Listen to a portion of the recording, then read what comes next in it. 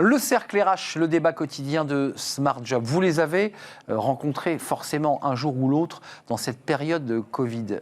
Ce sont les agents de sécurité, vous savez, ceux qui sont devant les grandes surfaces, devant ces lieux publics et qui vous réclament, alors parfois ça se passe bien, parfois ça se passe mal, qui vous réclament votre passe sanitaire. Alors on les appelle de manière un peu impropre d'ailleurs des vigiles. C'est un peu dépassé, Voilà, c'est pour ça que je le dis de manière impropre, je savais que j'allais me faire reprendre et on va en parler parce que ces entreprises qui ont connu une crise terrible pendant la période Covid, puisque tout s'est arrêté, les stades de foot étaient fermés, les zones aéroportuaires ne faisaient plus décoller d'avions, évidemment situation de chômage pour des dizaines de milliers de salariés, et puis là ça reprend très fort, ça reprend tellement fort qu'on ne trouve plus ou pas de salariés, d'agents de sécurité capables de pouvoir répondre aux besoins. On reviendra d'ailleurs sur la polémique des recours au Conseil d'État, des fédérations des grandes surfaces qui demandent ce qu'on ne contrôle pas les passes sanitaires, parce que ça pose cette question.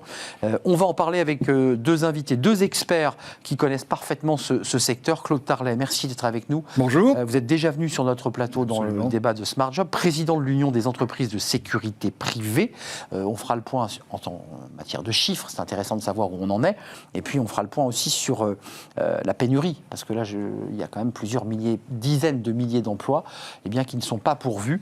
On vous écoutera dans quelques instants, puis on parlera de l'évolution du métier. Je sais que ça vous tient très à cœur, évidemment. Olivier Assid, merci d'avoir répondu à notre invitation. Associé en charge de la sécurité et de la sûreté des entreprises chez PwC France. Alors, excusez-moi, maintenant, je suis dirigeant de Sinogard, une entreprise de sécurité. Voilà. On ne me dit pas tout. Vous êtes dirigeant d'une entreprise de sécurité, mais laquelle ? Sinogard. Sinogard, voilà. Et par ailleurs, vous écrivez beaucoup, vous aimez bien écrire, on avait présenté votre livre précédent, votre dernier livre, Réussir professionnellement en 22 leçons, petit guide pour gravir les échelons, devenir plus performant ou tout simplement s'épanouir au travail. Vous viendrez le présenter dans notre rubrique Smart Livre, chez Legitech. Il est sorti en juin 2020. Vous y consacrez d'ailleurs quelques lignes, voire quelques pages à Claude Tarlet. Qu'est-ce que vous dites sur lui ? Que du bien. Que du bien. Non, j'ai un chapitre sur les mentors et Claude en fait partie. Voilà, c'est tout. Il a été un de vos mentors. Bien sûr. C'est beau. Quel échange agréable. Oui, regardez, on est dans une émission de télé, on se dit des belles choses. C'est un honneur d'être à côté de lui. Et moi, je suis très heureux de vous accueillir. Vous étiez déjà venu, d'ailleurs, pour ceux qui suivent notre émission, il y a quelques mois. Claude Tarlet, avant de nous projeter sur cette pénurie de main-d'œuvre, parce qu'on fait une émission sur l'emploi et les RH, évidemment, on s'intéresse à l'emploi. La crise qu'a traversé le secteur de la sécurité, je me souviens avoir fait une visio avec un chef d'entreprise lyonnais qui avait une entreprise de sécurité qui disait « mais nous, on a l'arme au pied. On n'a plus de stade de foot. L'aéroportuaire, c'est au point mort. J'ai des dizaines de salariés, des centaines de salariés qui sont un petit peu en situation sociale très délicate. Ça a été une période très difficile pour votre secteur. Ce secteur a l'habitude de relever tous les grands défis de ce pays. Il l'a montré pendant la période, en effet, de confinement. Le secteur aéroportuaire a été évidemment très mis à mal. La sécurité événementielle aussi. De manière très large. Les centres de formation se sont évidemment arrêtés. Les transporteurs de fonds ont poursuivi, mais ont été ralentis parfois dans leur activité. Bref, pour l'ensemble de la filière économique de la sécurité privée, puisque on parle bien avec la Fédération française de la sécurité privée de l'ensemble des métiers, et pas simplement celui de la surveillance humaine. Ce sont les conseils, ce sont les transporteurs de fonds, ce sont ceux qui interviennent dans les aéroports, ce sont les installateurs aussi de systèmes, tous ceux qui les maintiennent. Lorsque les bâtiments sont restés vides pendant le confinement, tout le monde était en télétravail. Il a fallu installer dans l'urgence parfois des installations, les maintenir, les télésurveiller. Donc toutes ces entreprises ont continué à vivre pour maintenir finalement l'essentiel.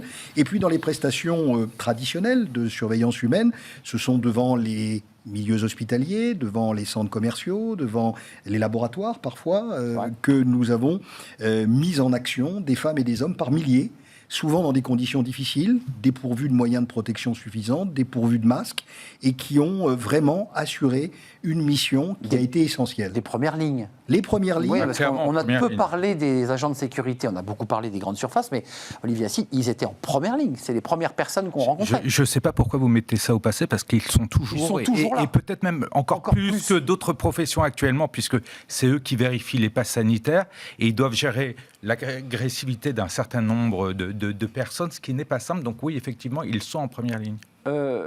La situation sanitaire, juste en matière d'emploi, CDD, CDI, quel était le statut de ces femmes et ces hommes, surtout des hommes, parce que l'État a quand même mis la main à la poche. Ces entreprises ont été soutenues, j'imagine. Alors, les entreprises qui ont vu leur activité cesser ont été soutenues. Bien sûr. Celles qui ont été appelées à mettre en place des effectifs en complément se sont organisées sans aide particulière. Il a fallu recruter. Alors, bien évidemment, par priorité, les forces vives de l'entreprise ont été sollicitées, souvent en heures supplémentaires, mais tout cela a une limite. Et puis ensuite, il fallait, dans le vivier, tenter de trouver des femmes et des hommes pour pouvoir assurer des missions qui ont été relativement longues pendant la période du confinement, très souvent en contrat à durée déterminée, parfois ou sous-traitance. Ceci a pu être mis en place, évidemment, dans des conditions difficiles. Et puis, en effet, et Olivier a raison de le dire, la sous-traitance a été aussi une des réponses, à condition qu'elle soit évidemment bien encadrée et régulée. Olivier Assine, la sous-traitance, c'est-à-dire que vous êtes aujourd'hui à la tête, vous avez quitté PwC, vous êtes à la tête d'une entreprise de sécurité. Dans quel domaine particulier, toute la sécurité, tout le spectre qu'on a balayé, dans quel secteur exactement Très simplement, service global de sécurité ou service intégré, c'est-à-dire surveillance humaine, télésurveillance, transport de fonds, et puis accompagnement en matière de sécurité, donc du conseil pour accompagner sur la sécurisation d'environnement, de projets, différents types de projets. Des hauts et des bas. En cette rentrée, on a eu quelques articles, quelques interviews d'entreprises, de fédérations. Claude Tarlet est monté au créneau en disant « Attendez, nous, on est dans la pénurie. » C'est votre cas aujourd'hui? Vous êtes dans une difficulté de recrutement? Mais c'est plus que le cas, oui. On a une grosse difficulté. Et avec un point auquel je tiens, il y a une loi qui s'appelle la loi sécurité globale. Vous en avez entendu parler. Bien sûr. Qui, heureusement, ne l'impose pas, mais qui, quand même, insiste sur la réduction, voire l'élimination de la sous-traitance. Moi, c'est un de mes objectifs. C'est-à-dire que quand j'ai repris la société en janvier, on était à 35%. Mon objectif est d'aller vers 15%, donc réduire considérablement parce que je veux pouvoir contrôler la qualité. Et donc, c'est une condition sine qua non. Donc, vous voyez, vous avez effectivement des difficultés à recruter parce qu'il y a des besoins importants et en même temps, des lois qui n'imposent pas, mais qui incitent à réduire ce volet de possibilités à la sous-traitance. Ça, c'est très intéressant parce que ça touche quand même, Claude Tarlet, à la question de la qualité, à la formation.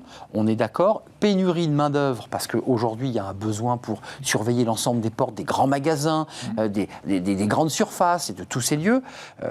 Il faut, à chaque porte, 2 ou 3. C'est combien de personnes pour une grande surface? Les centres commerciaux disaient qu'en moyenne, près de 2000 personnes étaient nécessaires pour couvrir 140 centres commerciaux.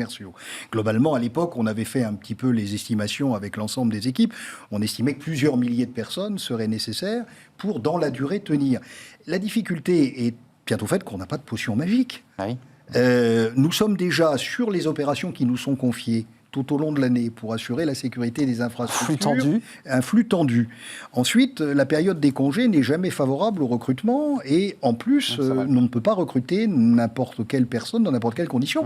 L'activité est réglementée, donc il faut une carte professionnelle. Avec des gens malades. Avec des gens malades, bien sûr. En première ligne, ils sont malades. En plus, c'est un métier, il faudrait un sondage, mais qui est quand même plutôt réticent à être vacciné. Donc on a une autre difficulté, c'est des personnels qui refusent d'aller sur les postes ou qui ne peuvent pas aller sur les postes parce qu'ils ne sont pas vaccinés. Veulent pas, bien sûr, ils n'ont pas le pass sanitaire eux-mêmes, donc ils ne peuvent pas accéder. Il faut bien comprendre que le pass sanitaire est une obligation qui a été définie par le gouvernement pour certains périmètres et sous certaines conditions. C'est l'exploitant qui est responsable et qui peut, sous son autorité, déléguer à tout ou partie de son propre personnel ou à une structure spécialisée de sécurité privée le soin de le faire. Mais quand il fait appel à une entreprise privée de sécurité, il doit s'assurer qu'elle dispose, d'un agrément, 2, que les salariés disposent bien d'une carte professionnelle lui permettant d'exercer ses activités, et puis 3, que, en effet, lorsque les conditions l'exigent, le salarié se trouve bien en possession lui-même du chemin vaccinal qui est exigé des autres. Or, l'employeur n'a aucune autorité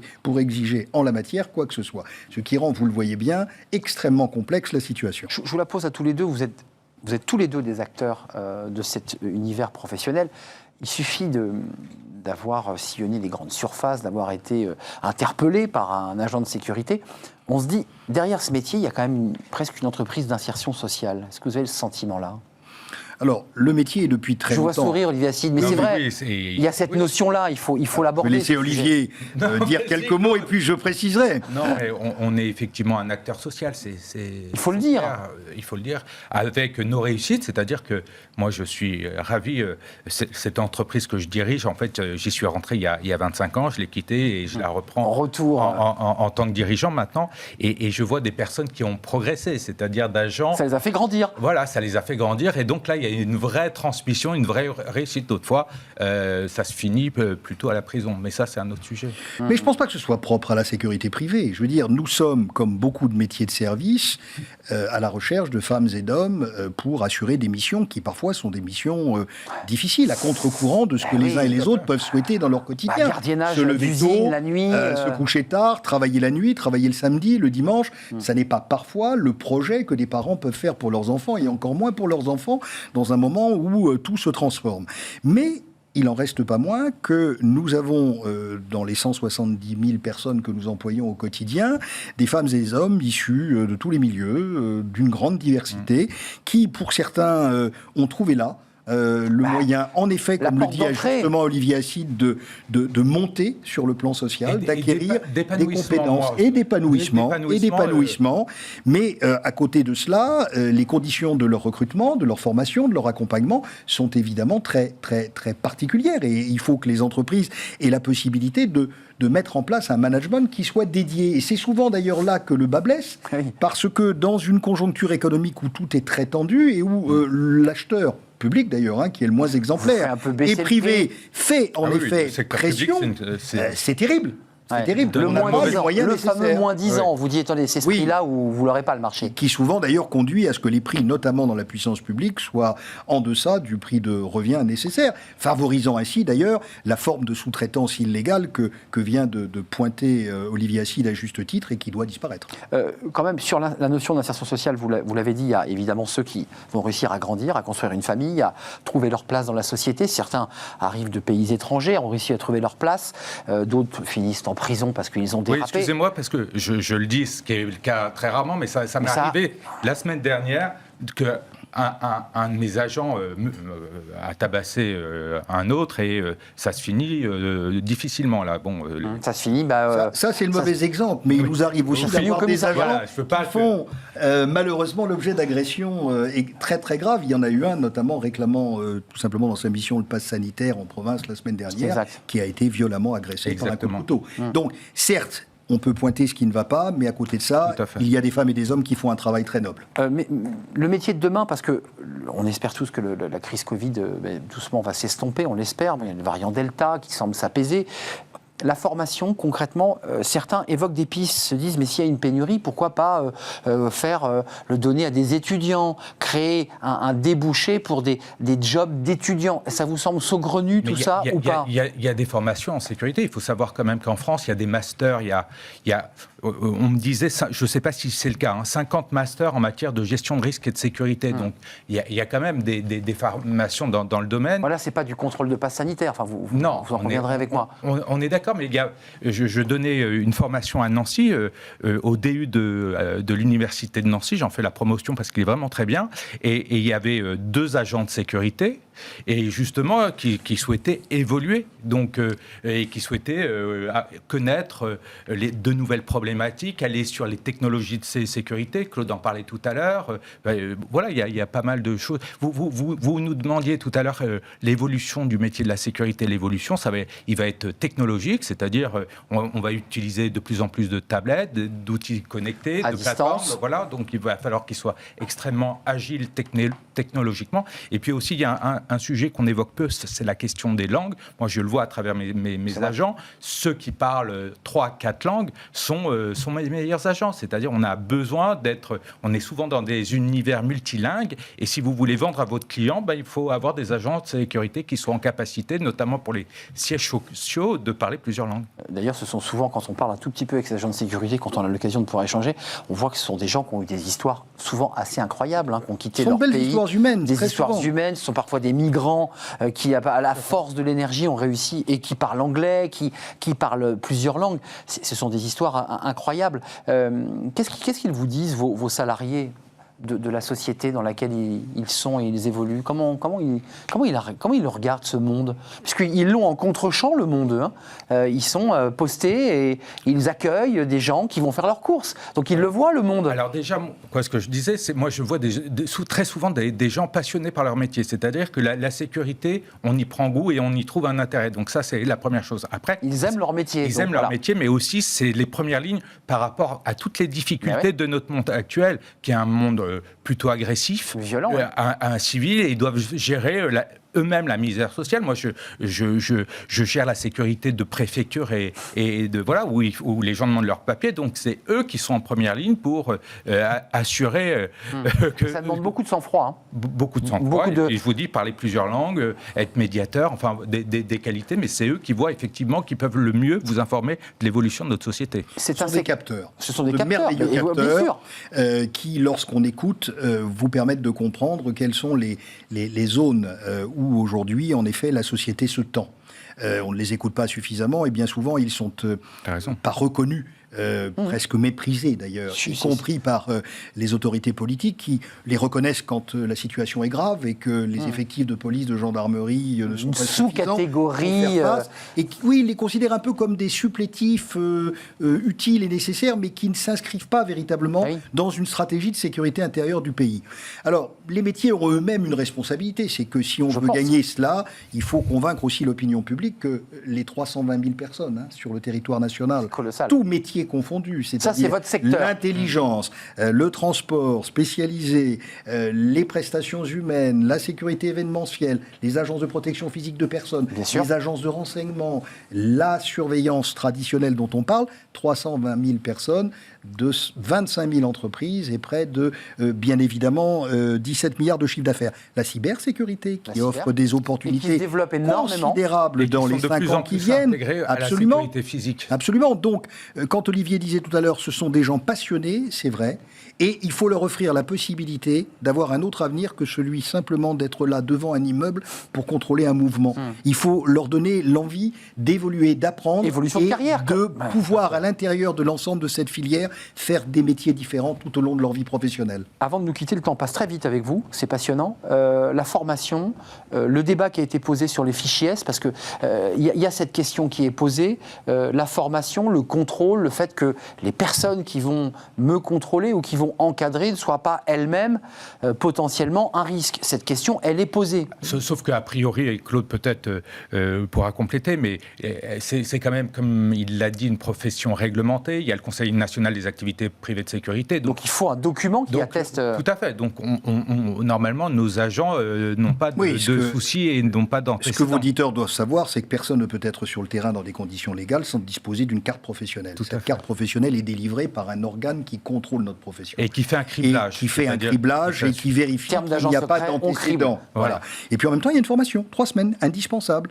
Et si vous n'avez pas cette formation de base, vous ne pouvez pas obtenir votre carte professionnelle. Donc la loi a déjà réglé les conditions de l'accès des femmes et des hommes en ce métier. Par conséquent, ceux qui sont sur le terrain, sauf à être employés de manière illégale, cela peut se produire, sont des femmes et des hommes qui disposent véritablement d'un agrément pour le faire. Mais nous sommes d'accord que la responsabilité en cas d'utilisation illégale d'agents de sécurité, c'est la grande surface qui a recruté en déléguant ce pouvoir à une entreprise sous-traitante. Ça n'exonère pas l'employeur de ceux qui sont dans l'illégalité de ses responsabilités, mais il y a une responsabilité solidaire. Ça éclaire ce qu'évoquait Olivier Assy tout à l'heure sur l'idée de réduire le plus possible la sous-traitance et de travailler en direct parce que vous connaissez votre personnel, parce que vous l'accompagnez et que vous le suivez. La sous-traitance est utile quand elle permet de donner une spécialisation complémentaire dans une solution globale. Quand on a un besoin Mais quand il s'agit d'abaisser anormalement le prix de vente et donc de ne pas rémunérer dans des conditions régulières le salarié, elle doit être évidemment détruite. Olivier Assy. Un point important, on en discutait avec Claude sur la question du prix.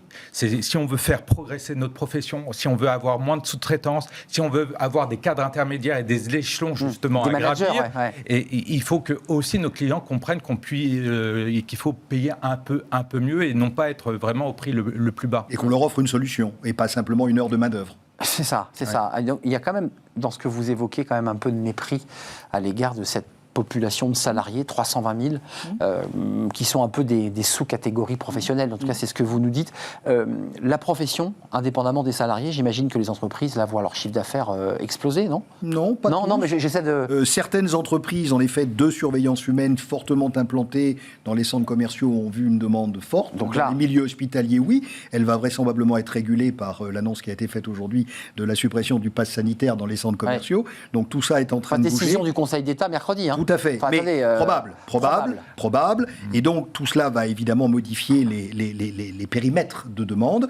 Il y a, oui, une forte demande, mais que la profession, de toute manière, globalement, pour les conditions que j'ai indiquées, ne peut pas toute seule, évidemment, absorber. C'est ça. Et puis par rapport à ce que dit Claude, et ce que vous dites, vous avez une augmentation. Moi, je constate effectivement une augmentation de mon chiffre d'affaires. Il n'y a aucune difficulté à ça.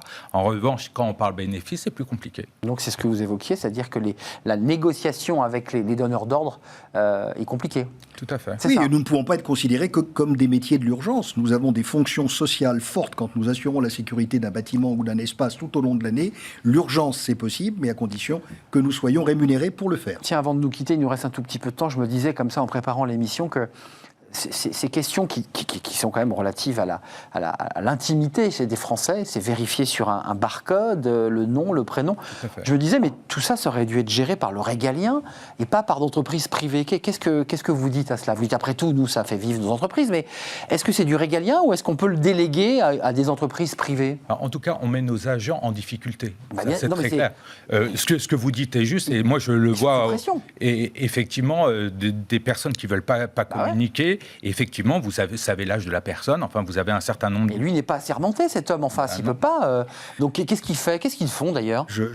Ils appellent la police ? Ils appellent d'abord l'exploitant, qui est responsable du périmètre dans lequel il intervient, et c'est l'exploitant qui fait intervenir, le cas échéant. Vous avez beaucoup de remontées, Claude Tarlet, la difficulté ? On en a, mais relativement peu, globalement, à la présence qui est la nôtre. Une bonne intelligence sur le terrain.